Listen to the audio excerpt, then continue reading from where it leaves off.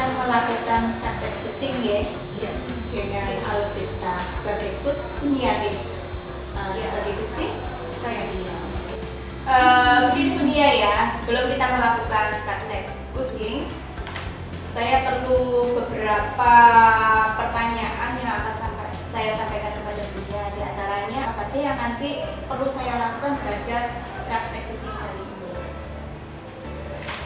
Sebenarnya ini Bu, jadi kompetensi itu ya, dari kompetensi kucing ya itu yang pertama research ya, kemudian yang kedua mendengarkan dengan rasa, ketiganya menggunakan pertanyaan-pertanyaan yang itu praktek dengan menggunakan Alvita ya. Kemudian dari apa yang Jenengan katakan tadi, yang lebih spesifik lagi yang perlu saya amati sebagai supervisor itu apa dari percakapan kucing itu? Saya rasa ini pertanyaan robot itu Bu, yang perlu di jenengan amati gitu Bu. Saya mau mengembangkan kompetensi tersebut. Nah, dari pertanyaan-pertanyaan robot itu mungkin ada indikator-indikator apa yang harus saya amati? Mungkin dari ini Bu, bagaimana cara saya memancing atau menggiring si kucing ini nanti biar dia terpancing dan mengeluarkan solusinya sendiri. Mungkin ada lagi itu? Ada? Mungkin menggunakan kalimat terbuka gitu. Iya, pertanyaan robot itu kan menggunakan kalimat terbuka itu. Baik, Ibu ya. Jadi intinya nanti itu dari apa namanya yang perlu saya observasi yang lebih spesifik lagi adalah bagaimana Bunia memberikan pertanyaan-pertanyaan yang berbobot begitu dengan indikator yang caranya menggunakan kalimat-kalimat terbuka begitu ya. Kemudian menggiring atau dari kalimat terbuka itu sehingga Bunia bisa menggiring kucing untuk menentukan solusi dari permasalahannya sendiri. Baik Bunia.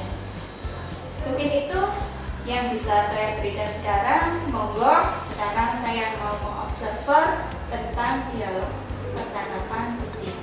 Monggo. Oke, terima kasih Bu Arifah. Assalamualaikum Bu Dia. Waalaikumsalam Bunia. Bu Dia ini Dibilang sumringah itu ya sebenarnya sumringah ya Bu, tapi dibilang ada sesuatu yang mengganjal itu sebenarnya iya. Ini tadi kan saya memang dari tadi sebenarnya nyari Bunia karena memang ada sesuatu yang ingin saya sampaikan. ada apa ini Bu? Kok tumben ini?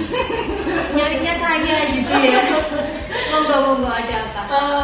Jadi apa ya Bu, sebenarnya ini permasalahan yang terulang-ulang dari dulu sampai sekarang dan saya belum menemukan solusinya. Terkait anak-anak di kelas ini, khususnya itu kelas 11 BSM. Iya. Ini kan apa ya? Saya merasa kok selama saya ngajar selama ini tuh rasanya tujuan pembelajaran saya itu nggak nyampe gitu loh.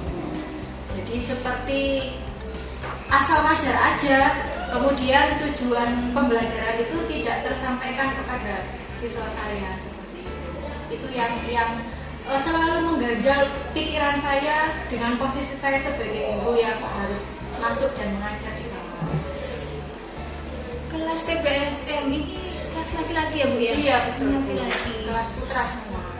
Terus selama ini mungkin Ibu sudah pernah melakukan apa ini Bu untuk menarik perhatian itu loh Bu ya? Awalnya kan saya seringkali menggunakan ceramah ya Bu, metode ceramah. Ini mungkin metode kuno yang masih seringkali saya gunakan. Iya, karena kenapa kok saya menggunakan ini? Anak-anak ini kadangkala jika saya menggunakan model yang lain, ya Bu diterangkan saja, kita lebih ngerti diterangkan. Seperti itulah alasannya kenapa saya terus menggunakan metode ceramah. Cuma karena ternyata pembelajaran saya itu sangat tidak menarik di mata anak-anak Bu, akhirnya saya coba ganti model pembelajaran saya. Kapan hari itu saya nyobanya itu bikin video pembelajaran. Ternyata zonk, anak-anak tertarik di awal ketika saya nyalakan laptop, kemudian mereka melihat LCD. Setelah beberapa menit ke depan, nggak sampai 10 menit, mereka sudah tidak konsen gitu. Kemudian kembali lagi seperti permasalahan yang kemarin. Selanjutnya kemudian mungkin sudah pernah tanya ke anak-anak nggak? Pinginnya bagaimana? Iya, karena Bu, saya bagikan angket. Bahkan ini tidak sekali 2 kali saya membagikan angket karena saya kepingin tahu apa sih permasalahan yang terjadi kepada mereka gitu.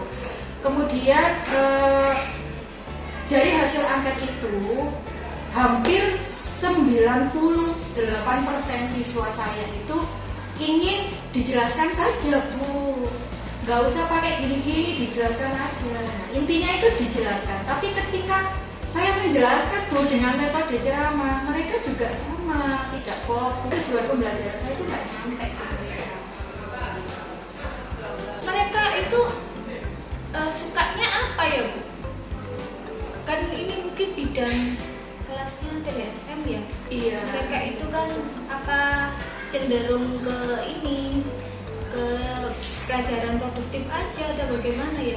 Kalau saya kan pernah ngobrol, Bu, ya, sharing dengan guru produktif yang mengajar di kelas TSM ini, justru ketika guru ini ngajar ngupload produktif, mereka itu malah antusias gitu loh, Bu. Nah ini loh, kenapa kok kalau produktif mereka antusias, kalau pelajaran MA matematika kok mereka malah enggak sama sekali gitu loh, Bu. Jadi kan ini juga kenapa ya? Apa enggak suka sama gurunya? Apa memang enggak suka sama pelajarannya? Itu kan jadi tanda tanya besar, Bu, selama ini buat saya seperti itu. Pernah mengaitkan pelajaran Ibu mungkin dengan produktif gitu mungkin, Bu? Selama ini belum, Bu. Selama ini belum karena kebetulan saya kan baru 2 tahun ini, Bu, ya, ngajar di SMK. Sebelumnya kan saya di SMA. Di SMA kan tidak ada produktif, Bu. Jadi anak-anak itu kalau melakukan pembelajaran dengan video pembelajaran itu mereka sudah merasa senang gitu loh. Tetapi ketika kebiasaan di sana saya bawa ke SMK, ternyata kok nggak nyambung sama sekali seperti itu. Jadi yang luar biasa, Bu. Perbedaannya itu ternyata luar biasa. Iya, memang kalau SMA sama SMK beda. Iya. Jadi mereka memang lebih cenderung yang tadi disampaikan tadi itu mereka lebih suka ke jurusan gitu. Jadi mungkin kalau Ibu menggali lagi mungkin ya dari teman-teman yang tadi, teman-teman kita sejawat, teman-teman guru yang tadinya mereka itu tertarik pada mereka, itu mungkin bisa belajar dari mereka apa kira-kira yang bisa diambil gitulah, Bu, yang mungkin bisa diterapkan ke pelajaran matematika. Apa ya, Bu? Mungkin kalau menurut saya pembelajaran berbasis proyek mungkin dia. Proyek seperti apa maksudnya, Bu? Mungkin kalau saya ngajar, ini kan saat ini saya sedang mengajar bangun ruang, Bu, ya, untuk di kelas 11 DSM. Temanya tentang Bangun ruang. Mungkin nanti anak-anak itu saya beri pembelajaran berbasis proyek dengan membuat sepeda motor mini yang dari bahan bekas, misalkan, kemudian yang di dalamnya itu ada unsur atau elemen bangun ruangnya, Bu. Misalkan dari silinder dari knalpot sepeda motornya itu bangun silinder, kemudian dari bola lampu itu dari bola masuk bangun bola, mungkin seperti itu, Bu, mungkin ya. rencananya Ibu mau seperti itu. Iya, setelah ngobrolin tadi kok saya kepikiran, oh iya, apa sebaiknya seperti itu, jadi memasukkan unsur produktif ke dalam pelajaran matematika. Mungkin anak-anak kalau sudah bentuk ada roda kayak gitu ya, itu kan bentuknya bangun ruang juga, atau mungkin peralatan-peralatan lain yang mirip lah dengan bangun ruang, itu mungkin bisa dicoba. Itu ide yang bagus itu, kemudian Oke, itu mungkin bisa jadi rencana saya ke depan nanti, Bu. atau mungkin ada rencana lain, Bu, sebagai alternatif mungkin. Mungkin untuk sementara itu dulu saya coba Bu. Misalkan nanti setelah pembelajaran ternyata ada hal-hal di luar kendali saya, mungkin nanti bisa refleksi lagi dengan Bunia. Atau mungkin nanti minta tolong Bunia mengobservasi saya ketika pembelajaran di kelas. Boleh Bu Dian. Pokoknya kan nanti yang berhubungan pembelajaran ini yang berpihak pada murid, kita saling bantu aja. Siap Bunia. Oke, Bu Dian tadi sudah sebenarnya Bu Dian tadi sudah menyelesaikan masanya sendiri loh Bu. Iya Bu ya. Oke Bu Dian, jadi silakan Bu Dian nanti segera menyiapkan untuk pembelajaran berbasis proyeknya biar anak-anak nanti lebih lagi. Siap. Semangat ya Bu Dian ya. Terima kasih Bu ya. Terima kasih juga waktunya ya Bu. Baik Bu Dian, Bunia, setelah saya mengamati dari dialog tadi, mungkin di sini saya akan menanyakan beberapa hal yang terkait dengan kucing kali ini, yaitu dari percakapan itu indikator apa saja yang sudah terpenuhi dari dialog. Iya, tadi hal yang akan saya kembangkan adalah ini ya Bu yang menggunakan pertanyaan bobot. Nah, jadi saya sudah mempraktekkan tadi dengan Dian, dengan kucing saya pancing-pancing dengan menggunakan kalimat-kalimat terbuka dan memang menggunakan beberapa kalimat, ini bukan cukup satu ya. Kemudiannya Dian ini sebagai kucing saya ini terpancing dan mengeluarkan solusinya untuk penyelesaian dari masalahnya. Ya, dia bisa menyelesaikan sendiri lah, tanpa saya yang menyelesaikan. Ya, baik Bu.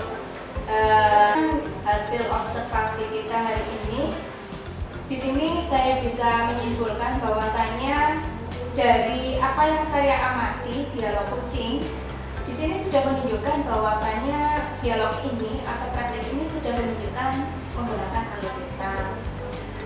Dari dialog ini kucing sudah saya lihat bahwa di sini sudah nampak adanya algoritma, mulai dari tujuan, kemudian identifikasi masalahnya, kemudian kucing sudah menanyakan kepada coach rencana aksinya bagaimana, kemudian ada lagi bentuk tanggung jawabnya. Di situ kucing sudah menyimpulkan apa yang harus dia lakukan untuk kedepannya, ya seperti itu. Kemudian saya lihat juga sudah menunjukkan kalimat-kalimat yang berbobot dengan mengajukan pertanyaan-pertanyaan terbuka. Tadi saya sudah lihat ada apa, bagaimana, mengapa, begitu sudah ditunjukkan di situ. Kemudian sudah menggunakan mendengar dengan rasa. Kemudian presentnya juga sudah ada dengan ditunjukkan dari gestur tubuhnya, mimik, kemudian memberikan adanya apresiasi seperti itu. Dan di sini sudah bagus saya lihat seperti itu.